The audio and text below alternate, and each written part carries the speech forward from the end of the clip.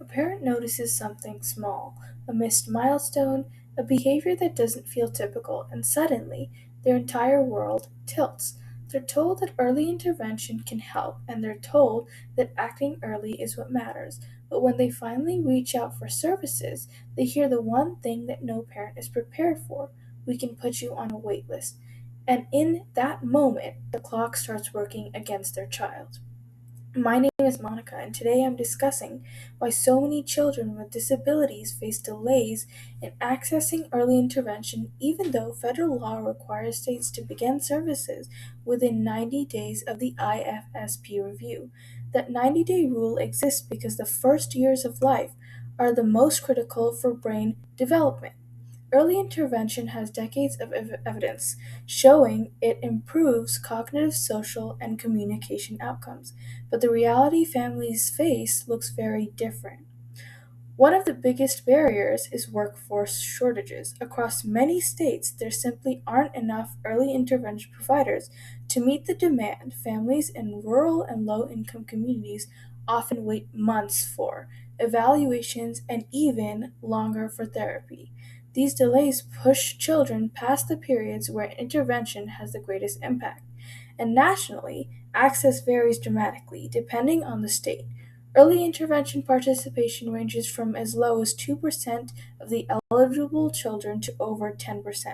That means a child's chances of receiving timely support can depend almost entirely on where they live. Insurance and cost barriers add another layer.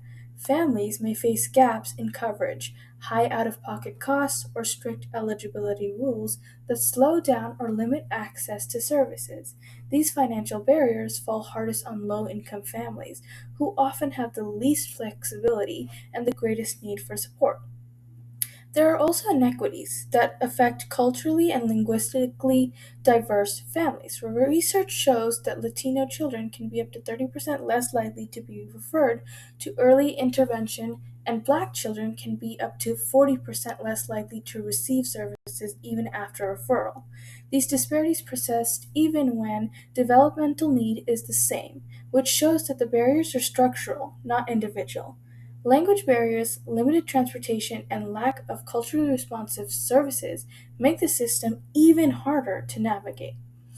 At the same time, families raising children with developmental disabilities face significant emotional and logistical strain. Globally, more than 53 million children under age 5 live with developmental disabilities. Caregivers of these children experience depression and anxiety at rates around 31%, far higher than caregivers of children without disabilities. When early intervention is delayed, these stressors intensify, and families are left to manage complex needs without adequate support. These challenges are not isolated. They are structural barriers that require policy level solutions. Strengthening the early intervention workforce is essential. Expanding intervention can help families who face transportation or geographic barriers. Simply referral pathways and improving insurance coverage would reduce delays caused by administrative red tape. And organizations like the ECTA Center, DEC, and the Parent Center Hub emphasize the importance of family navigation supports, which help parents move through the system with clarity instead of confusion. Early intervention works. The problem is not the effectiveness of the services, it's the barriers that prevent children from receiving them on time. When families wait months for evaluations or therapy, we are failing to meet both the spirit and intent of the 90-day requirement. Improving access to early intervention is essential to supporting children during the most critical years of development.